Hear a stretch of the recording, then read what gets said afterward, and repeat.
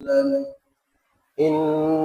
إلهكم لواحد وإن أباكم لواحد ألا لا فضل لعربي على عجمي ولا عجمي على عربي ولا أحمر على أسود ولا أسود على أحمر إلا بالتقوى أو كما قال النبي صلى الله عليه وسلم সকলে দুরূদ শরীফ পড়ি আল্লাহুম্মা সাল্লি আলা মুহাম্মাদিন ওয়া আলা আলি মুহাম্মাদ কামা সাল্লাইতা আলা ইব্রাহিম ওয়া আলা আলি ইব্রাহিম ইন্নাকা হামিদুম মাজিদ اللهم بارك على محمد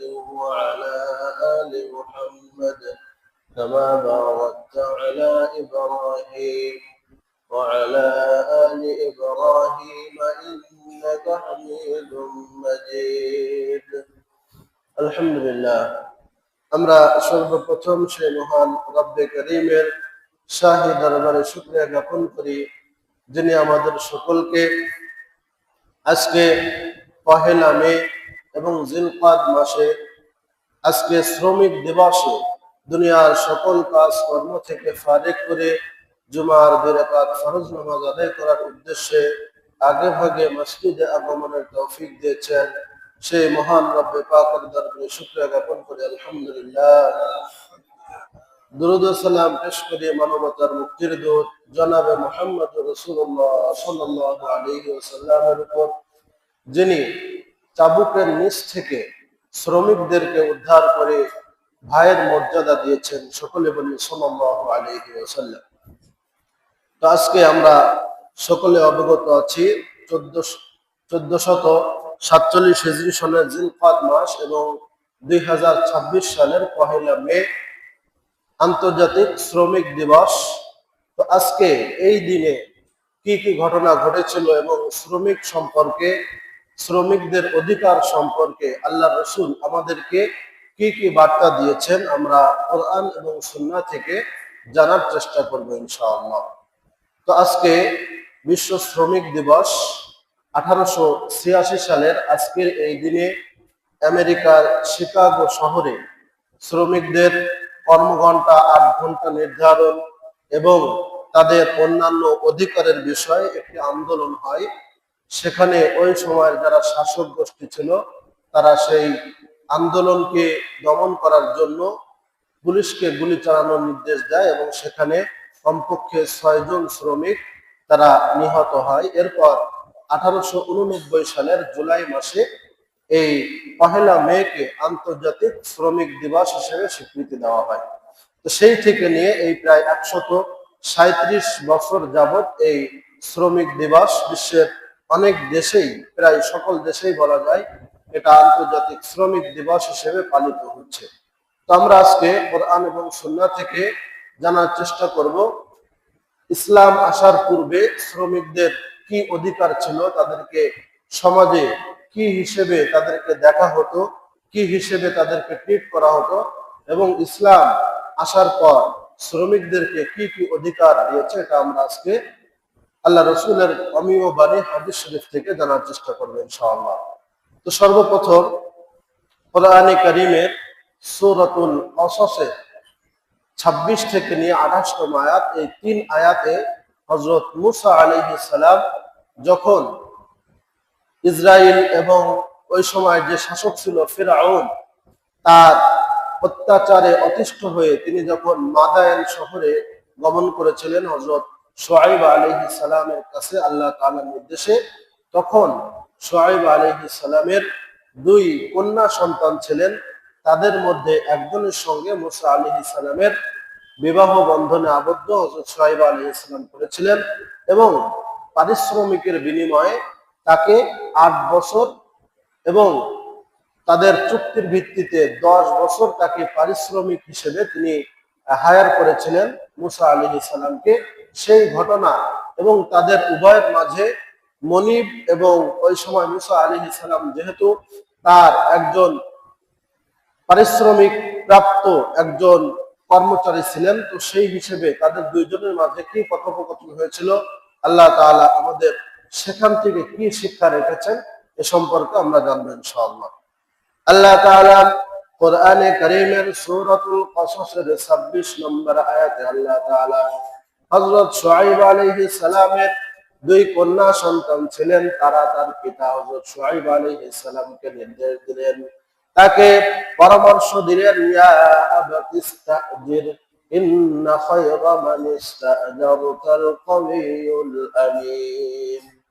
যখন হযরত মুসা আলাইহিস সালামের শারীরিক সক্ষমতা এবং তার আমানতদারিতা যখন শুআয়ব আলাইহিস সালামের দুই কন্যা সন্তান দেখলেন, তখন তার পিতা বৃদ্ধ বয়সে উপনীত হওয়া হযরত শুআয়ব আলাইহিস সালামকে তার মেয়েরা পরামর্শ দিলেন, ইয়া আবাতিস্তাজির, হে আমাদের পিতা, এই যুবককে আপনি আপনার একজন পারিশ্রমিক প্রাপ্ত একজন ব্যক্তি হিসেবে তাকে আপনি গ্রহণ করুন।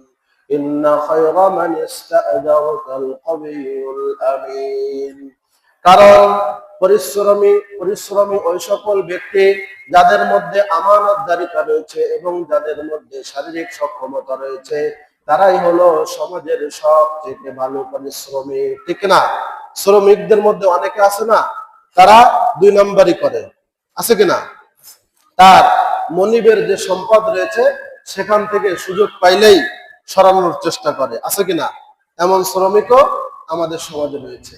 এই এই শ্রমিকদের যেভাবে আল্লাহ তাআলা কিছু তাদের গুণাবলী অর্জন করার নির্দেশ দিয়েছেন, যারা তাদেরকে হায়ার করবে অর্থাৎ মালিক পক্ষ, তাদেরও কিছু গুণ অর্জন করতে হবে। উভয় পক্ষের কিছু গুণ অর্জন করার কথা আল্লাহ তাআলা বলেছেন। তো এই জন্য মুসা আলাইহিস সালামের কন্যা সন্তান শুআয়ব আলাইহিস সালামকে নির্দেশ দিলেন, হে শুআয়ব আলাইহিস সালাম, হে আমাদের পিতা, ইন্না খায়রা মান ইস্তাজারতাল কাওয়িয়ুল আমিন। যাদেরকে হায়ার করা হয়, যারা শ্রমিক হিসেবে সমাজে পরিচিত, তাদের মধ্যে যারা আমানতদার এবং যাদের শারীরিক সক্ষমতা রয়েছে, তারাই হলো উত্তম। আর এই যুবক যেহেতু আমানতদার, এই জন্য এই যুবককে আপনি পারিশ্রমিকের বিনিময়ে আমাদের বাসায় কাজের জন্য আপনি রেখে দিন। এইভাবে তার কন্যা সন্তান শুআয়ব আলাইহিস সালামকে পরামর্শ দিলেন। এরপর দুইজনের মধ্যে শুআয়ব আলাইহিস সালাম এবং মুসা আলাইহিস সালামের মধ্যে কথোপকথন শুরু হলো। ইয়া আবাতিস্তাজির ইন্না খায়রা মান ইস্তাজারতাল কাওয়িয়ুল আমিন। এরপর শুআয়ব আলাইহিস সালাম মুসা আলাইহিস সালামকে বললেন, আমি তোমাকে পারিশ্রমিকের বিনিময়ে হায়ার করব, এর বিনিময়ে আমি আমার একজন কন্যা সন্তানকে তোমার সঙ্গে বিবাহ দিতে চাই, তুমি কি রাজি আছো, প্রস্তুত আছো কিনা? মুসা আলাইহিস সালাম শুআয়ব আলাইহিস সালামের এই কথায় তিনি সম্মত হলেন এবং তাদের উভয়ের মাঝে 10 বছরের একটি চুক্তি স্বাক্ষরিত হলো। সুবহানাল্লাহ। কয় বছরের? 10 বছরের। সেখানে তিনি বললেন যে 8 বছর মূল চুক্তি থাকবে, এরপর যদি সম্ভব হয় 10 বছর আমি থাকবো, কারণ এই 8-10 বছর আল্লাহ তাআলা আমাকে এই মাদায়েন শহরে থাকার নির্দেশ দিয়েছেন, কারণ ফিরআউন সে আমার উপরে অত্যাচার করেছে, সে আমাকে আমার নবী হওয়ার কারণে সেখান থেকে বিতাড়িত করেছে। এইভাবেই উভয়ের মাঝে কি হলো, একটি চুক্তি স্বাক্ষরিত হলো। মুসা আলাইহিস সালাম শুআয়ব আলাইহিস সালামের বাসার যে সকল কাজ ছিল সেগুলা তিনি পারিশ্রমিকের বিনিময়ে তিনি করতেন। এই জন্য কাজ, এটা হালাল কাজ যদি হয়, ভালো কাজ যদি হয়, কাজ যতই ছোট হোক না কেন, এই কাজকে কি ছোট মনে করা যাবে? অনেকে আছেন, অনেক যুবক ভাই, তারা পড়াশোনা শেষ করে হয়তো কোনো বিশ্ববিদ্যালয় থেকে তিনি পড়াশোনা শেষ করেছেন, শেষ করার পর ছোট কোনো চাকরি তিনি করতে চান না, আছেন না, যে একবারেই বড় চাকরিতে তিনি ঢুকবেন। তো কোনো কাজই কিনা হালাল উপার্জনের পথ যেগুলা পন্থা, এগুলা কোনো কাজই কিনা ছোট না। অনেক নবী তারা জুতা সেলাই করেছেন, অনেক নবী কৃষি কাজ করেছেন, অনেক নবী ব্যবসার কাজ করেছেন, এবং মুসা আলাইহিস সালাম শুআয়ব আলাইহিস সালামের বাসায় পারিশ্রমিকের বিনিময়ে তিনি কাজ করেছেন। এজন্য হালাল পন্থায় উপার্জন এটা আল্লাহ তাআলার পক্ষ থেকে একটি নিয়ামত। এজন্য কোনো হালাল কাজকে এবং কোনো হালাল উপার্জনের মাধ্যমকে ছোট মনে করা এটা মুমিনের কোনো বৈশিষ্ট্য হতে পারে পারে না। এজন্য যুবক ভাই যারা রয়েছেন, পড়াশোনা শেষ করেছেন, বড় চাকরি আল্লাহ তাআলা আপনাকে অবশ্যই দিবে, তার আগে ছোট চাকরি হলেও সেখানে কি করতে হবে, হালাল যদি কোনো উপার্জনের মাধ্যম হয় সেখানে ঢুকে পড়তে হবে। এরপর চেষ্টা করতে থাকতে হবে, আল্লাহ তাআলা অবশ্যই বড় জায়গা দিয়ে দেবেন ইনশাআল্লাহ।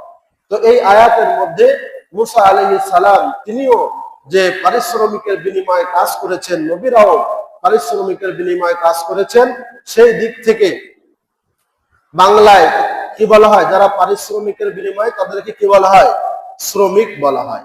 তো আল্লাহ রাসূল সাল্লাল্লাহু আলাইহি ওয়াসাল্লাম শ্রমিকদের কি কি অধিকার দিয়েছেন? ইসলাম আসার পূর্বে শ্রমিকদের এই সমাজে কোনো অধিকার ছিল না।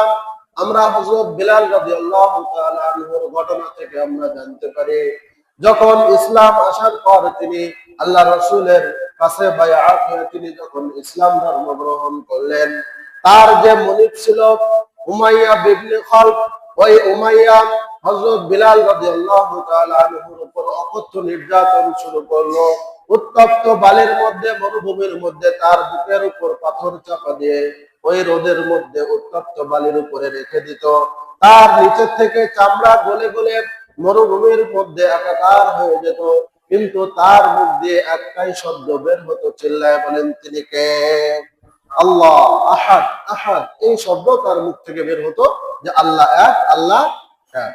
এরপর তার এই করুণ অবস্থা দেখে হযরত আবু বকর সিদ্দিক রাদিয়াল্লাহু তাআলা আনহুকে আল্লাহ রাসূল নির্দেশ দিলেন, হে আবু বকর, তুমি বিলালকে ক্রয় করে নাও, কিনে নাও, কিনে তুমি তাকে আজাদ করে দাও। ওই সময় যারা দাসদাসী ছিল তাদের মনিবরা তাদের উপরে অকথ্য নির্যাতন চালাতো। ইসলাম তাদেরকে মুক্ত করার এবং স্বাধীন করার, আজাদ করার ব্যবস্থা করে দিয়েছে। সুবহানাল্লাহ। এই দাস প্রথা এটা সৃষ্টির শুরু থেকে ছিল। ইসলাম আসার পর কোন একটা কিছু হলেই গোলাম আজাদ করাকে একটা ইবাদত হিসেবে আল্লাহ রাসূল সাল্লাল্লাহু আলাইহি ওয়াসাল্লাম আল্লাহ তাআলার নির্দেশে, কেউ যদি কোনো ব্যক্তির রোজা রাখতে পারে নাই, তার ওই রোজার কাফারা কি? প্রথম হলো একটা গোলাম আজাদ করে দেওয়া। কি করা? গোলাম আজাদ করে দেওয়া। এরপর যদি গোলাম না থাকে তাহলে 60টা রোজা একটানা রাখা। সে যদি 60টা রোজা রাখতে সক্ষম না হয় তাহলে ওই ব্যক্তি 60 জন মিসকিনকে 2 বেলা মধ্যম পর্যায়ের খাবার খাওয়াবে। আর কোনো ব্যক্তি যদি এমন হন যে তিনি সামনে আর কখনো সক্ষম হবেন না, তাহলে তিনি ফিদিয়া দিয়ে দিবেন, সদকাতুল ফিতর পরিমাণ বা 2 বেলা মধ্যম পর্যায়ের খাবার খাওয়া যায় এরকম পরিমাণের টাকা এক একটা রোজার বিনিময়ে কি করবেন? দিয়ে দিবেন। অনুরূপ ভাবে কোন ব্যক্তি সে কসম ভঙ্গ করছে, আল্লাহর নাম নিয়ে একটা কথা বলছিল যে আল্লাহর কসম আমি অমুক কাজটা করব, কিন্তু সে ইচ্ছাকৃত হোক অনিচ্ছাকৃত হোক কাজটা কি করতে পারে নাই, তার কসম ভঙ্গ হয়ে গিয়েছে। এর কাফারা হলো গোলাম আজাদ করে দিতে হবে। কি করতে হবে? গোলাম আজাদ করে দিতে হবে। এর মাধ্যমে মানব জাতিকে ইসলাম আসার পর তাদেরকে স্বাধীন করার ব্যবস্থা করে দিয়েছেন। একজন চিল্লায়ে বলেন তিনি কে? আল্লাহ তাআলা ব্যবস্থা করে দিয়েছেন। এজন্য শ্রমিকদেরকে চাবুকের নিচ থেকে ইসলাম তাদেরকে স্বাধীন মানুষ হিসেবে স্বীকৃতি দিয়েছে। সুবহানাল্লাহ। আল্লাহ রাসূল সাল্লাল্লাহু আলাইহি ওয়াসাল্লাম সুনানে ইবনে মাজাহ 2443 নম্বর হাদিসে আল্লাহ রাসূল সাল্লাল্লাহু আলাইহি ওয়াসাল্লাম বলেন, আলা আইয়ুহাল মুসলিমুনা ইন্না রাব্বাকুম ওয়াহিদ ওয়া ইন্না আবাকুম ওয়াহিদ। হে মুসলিম সম্প্রদায়, তোমরা শুনে রাখো, তোমরা জেনে রাখো, তোমাদের প্রভু হলেন একজন, অনুরূপ ভাবে তোমাদের পিতা হলেন একজন। আমাদের পিতা কয়জন? একজন। যদি মানব জাতির পিতা ধরা হয় তাহলে হযরত আদম আলাইহিস সালাম, আর মুসলিম জাতির পিতা ধরা হলে মুসলিম জাতির পিতাকে ইব্রাহিম আলাইহিস সালাম। তো এই তোমাদের মনিব একজন, তোমাদের প্রভু একজন, তোমাদের প্রভু যেভাবে একজন তোমাদের পিতাও একজন। এরপর আল্লাহ তাআলা তার রাসূলকে নির্দেশ দিচ্ছেন, হে আল্লাহর রাসূল, আপনার উম্মতদেরকে আপনি ঘোষণা দিয়ে দেন, আলা হে উম্মতগণ তোমরা শুনে রাখো, লা ফাদলা লিআরাবিয়্যিন আলা আজামিয়্যিন।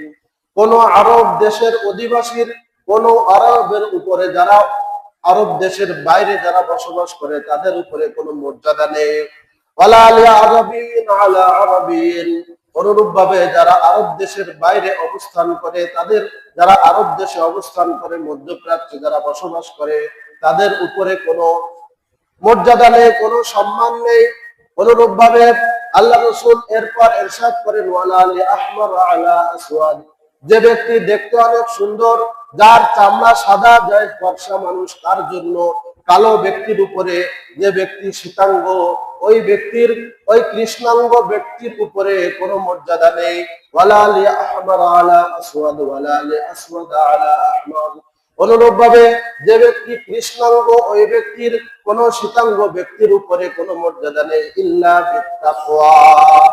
আল্লাহ রাসূল বলেন, কিন্তু তাকওয়া যদি কোনো ব্যক্তির মধ্যে থাকে, কোনো ব্যক্তি যদি খোদাভীতি অর্জন করতে পারে, কোনো ব্যক্তি ঈমান আনার পর কুটে কুটে ভালো কাজ যদি কোনো করে, সালেহ কাজ যদি কোনো ব্যক্তি করে, তাহলে ওই ব্যক্তিকেই আল্লাহ তাআলা এই দুনিয়াতে এবং আখিরাতে মর্যাদা দেবেন। সুবহানাল্লাহ।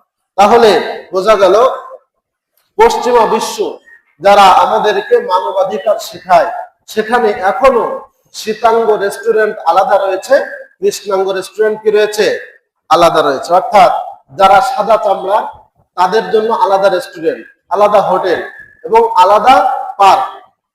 অনুরূপ ভাবে যারা কৃষ্ণাঙ্গ, যাদের শরীরের চামড়া কালো, এই সাদা কালো, এটাকে আমার হাতে নাকি আল্লাহ তাআলার হাতে?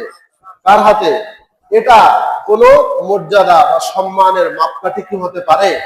যেখানে আমার হাতই নেই সেখানে কি নাই? কোনো মর্যাদা নেই। আল্লাহ রাসূল স্পষ্ট ভাবে বলে দিয়েছেন। আরব দেশে যে ব্যক্তি বসবাস করে, যে সৌদি আরবে যারা বসবাস করে, তারা মনে হয় সবাই কি যাবে?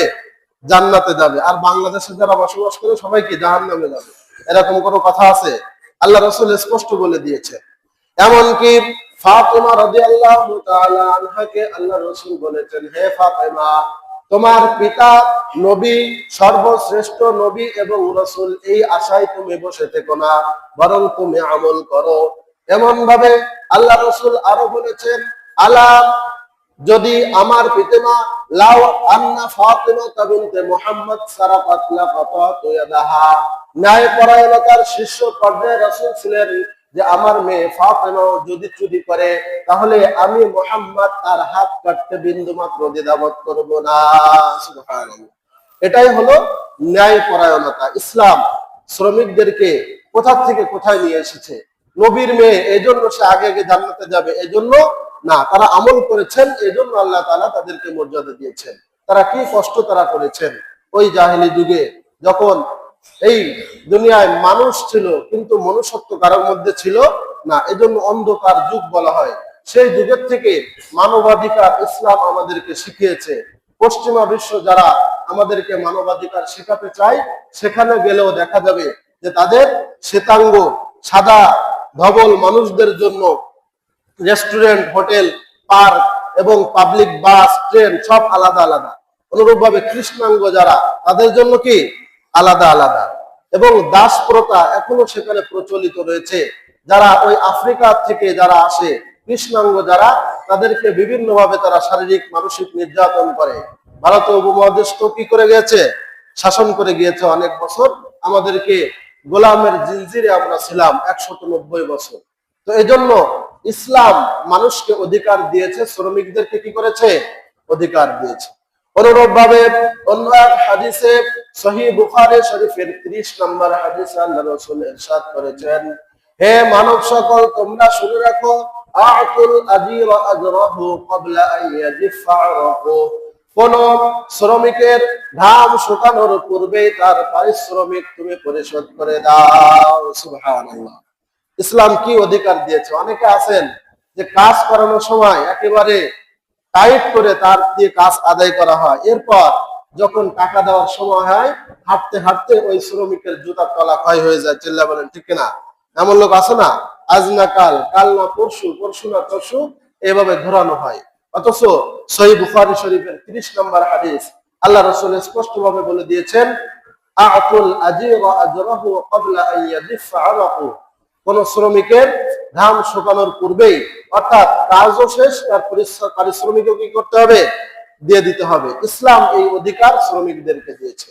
অনুরূপভাবে আল্লাহ রসুল মুসনাদে আহমদ শরীফের 23,443 নম্বর হাদিস আল্লাহ রসুল সাল্লাল্লাহু আলাইহি ওয়াসাল্লাম ইরশাদ করেন, ইখওয়ানুকুম খাওয়ালুকুম, তোমাদের শ্রমিক যারা রয়েছে, তোমাদের অধীনে যারা চাকরি করে তারা তোমার ভাই, তাদেরকে তোমরা শ্রমিক মনে করবে না, এই সমাজের নিচু জাত তোমরা মনে করবে না। তোমরা তাদের সঙ্গে কেমন আচরণ করবে, আল্লাহ রসুল এই হাদিসের পরবর্তী অংশে আল্লাহ রসুল ইরশাদ করে দিয়েছেন। আল্লাহ রসুল বলেন, তাদের সঙ্গে তোমরা সুন্দর আচরণ করবে। আ'তিমুহু মা তাকুলুন, তোমরা যা খাবে তাদেরকে সেটাই খেতে দিবে। ওয়ালবিসুহুম মা তালবাসুন, তোমরা যা করবে তাদেরকে তাই পরাবে। তোমরা ভুলে যেও না তাদেরও তোমাদের মতো মানুষ। সুবহানাল্লাহ। আল্লাহ রসুলের বিদায় হজের ঐতিহাসিক যে ভাষণ, যেটা সারা বিশ্বের মানবাধিকারের উল্লেখযোগ্য একটি মাইল ফলক, আল্লাহ রসুল বলে গিয়েছেন যে তোমাদের অধীনে যারা কাজ করে, হয়তো নিজে গোশত দিয়ে ভাত খেয়ে তাকে ডাউল দিয়ে ভাত খাওয়ানো হবে, বা আমার জন্য ধান কাটার জন্য আসছে বা অন্য কোনো কাজের জন্য আসছে, তাদের উপরে তাদের সামর্থ্যের অতিরিক্ত দায়িত্ব বা অতিরিক্ত কাজ তাদের উপরে চাপিয়ে দিতেও আল্লাহ রসুল নিষেধ করেছেন। এবং তাদেরকে আল্লাহ রসুল ইখওয়ানুকুম খাওয়ানুকুম, ভাই হিসেবে তাদেরকে আল্লাহ রসুল সম্বোধন করেছেন। সুবহানাল্লাহ। আল্লাহ রসুল স্পষ্টভাবে বলে দিয়েছেন, কোন একজন কোটিপতি ব্যক্তি যদি সে অসৎ হয় এবং সে যদি তাকওয়াবান না হয়, তার শারীরিক চামড়া যত ফর্সা হোক না কেন, একজন ভ্যান চালক, একজন দিন মজুর, দিন আনে দিন খায়, ওই ব্যক্তির মধ্যে যদি তাকওয়া থাকে এবং খোদাভীতি থাকে, ন্যায়পরায়ণতা থাকে, যদি সে হালাল উপার্জন করে, তাহলে আল্লাহ তাআলার কাছে ওই শিল্পপতি ব্যক্তির থেকে ওই ভ্যান চালক, দিন মজুরের মর্যাদা আল্লাহ তাআলার কাছে কোটি গুণ বেশি। ঠিক না? সুবহানাল্লাহ। কোন শিল্পপতি ওই শিল্পপতি হওয়ার দিকে লক্ষ্য করে আল্লাহ তাআলা কারো মর্যাদা কি নির্ধারণ করবেন না, তাকওয়ার ভিত্তিতে।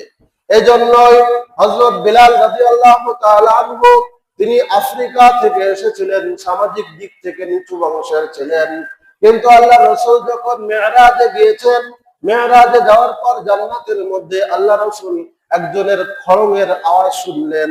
আমরা একজনের সঙ্গে বা আমাদের সমাজে যারা বসবাস করি, অনেকের চলার শব্দ শুনে আমরা বলে দিতে পারি যে অমুক আসতেছে, চিল্লায় বলেন ঠিক কিনা? আল্লাহ রসুল দুনিয়ায় আসার পর বিলাল রাদিয়াল্লাহু তাআলা আনহুর ওই খড়গের আওয়াজ শুনে তিনি এসে জিজ্ঞাসা করলেন, হে বিলাল, তুমি কি এমন আমল করো, জান্নাতে গিয়েও আমি তোমার জুতার আওয়াজ শুনেছি।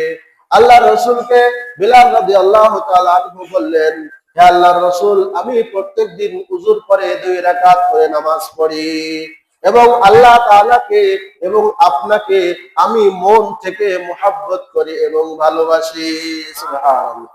আল্লাহ রসুল বললেন, হে বিলাল, যদি তোমার কথা সত্য হয়ে থাকে, তাহলে আল্লাহ তাআলাকে এবং আমাকে নিঃস্বার্থ ভাবে ভালোবাসার কারণে এই ভালোবাসায় তোমাকে জান্নাত পর্যন্ত পৌঁছে দিবে। সুবহানাল্লাহ। এজন্য শ্রমিকদেরকে অধিকার দিয়েছে ইসলাম। যারা মানবাধিকার স্লোগান দেয় মুখে মুখে, শ্রমিক দিবস কি বছরে একবার নাকি সারা বছর? সারা বছরই। যখনই কাউকে কাজের জন্য আমরা নিব, তাদের যে প্রাপ্য সেটা আমরা কি করব? বুঝিয়ে দিব। অনুরূপ ভাবে শ্রমিকদেরকেও কিছু বিষয় লক্ষ্য রাখার জন্য আল্লাহ রসুল নির্দেশনা দিয়েছেন, শুধুমাত্র মালিক পক্ষকে নির্দেশনা দেন নাই। কোন ব্যক্তিকে যদি কোনো কাজের জন্য নেওয়া হয়, ওই কাজে তার কাছে যে সকল জিনিস রাখা হবে ওইগুলা হলো তার কাছে আমানত। কে? আমানত। সেখান থেকে খেয়ানত করা যাবে না। হয়তো তার কাছে দামি সম্পদ তার আন্ডারে রাখা হয়েছে, তিনি কোনো একটা বিষয়ের ম্যানেজারের দায়িত্ব পালন করছেন, বা কোনো একটা কাজের তিনি সাময়িক দায়িত্ব পালন করছেন, বা এক জায়গা থেকে কোনো একটা জিনিস কোনো জায়গায় নিয়ে যাওয়ার জন্য তাকে হায়ার করা হয়েছে। সেখান থেকে যদি তিনি গোপনে কিছু জিনিস সরিয়ে ফেলেন, তাহলে এটাকে আমানত রক্ষা হলো নাকি খেয়ানত হলো? কি হলো? খেয়ানত হলো। আল্লাহ রসুল বলেছেন, লা ঈমানা লিমান লা আমানাতা লা, যার মধ্যে কোনো আমানতদারিতা নেই, যে মানুষের হক নষ্ট করে, যে ব্যক্তি তার কোনো মানুষের তার নির্দেশ না পাওয়া পর্যন্ত কোনো ব্যক্তির অনুমতি ছাড়া তার সম্পদের থেকে তসরুপ করে, খেয়ানত করে, ওই ব্যক্তির মধ্যে কোনো ঈমান থাকতে পারে না। তো এই জন্য যারা মালিক পক্ষ তারা যেভাবে শ্রমিকদেরকে তাদের কাজের পারিশ্রমিক ঠিক মতো বুঝিয়ে দিবে তাদের ঘাম শুকানোর পূর্বেই, অনুরূপ ভাবে যারা শ্রমিক পক্ষ তারাও তার মালিকের কোনো সম্পদের যেন বিনষ্ট না হয় এবং কোনো সম্পদের যেন খেয়ানত না হয়, এই বিষয়েও কি করতে হবে, লক্ষ্য রাখতে হবে।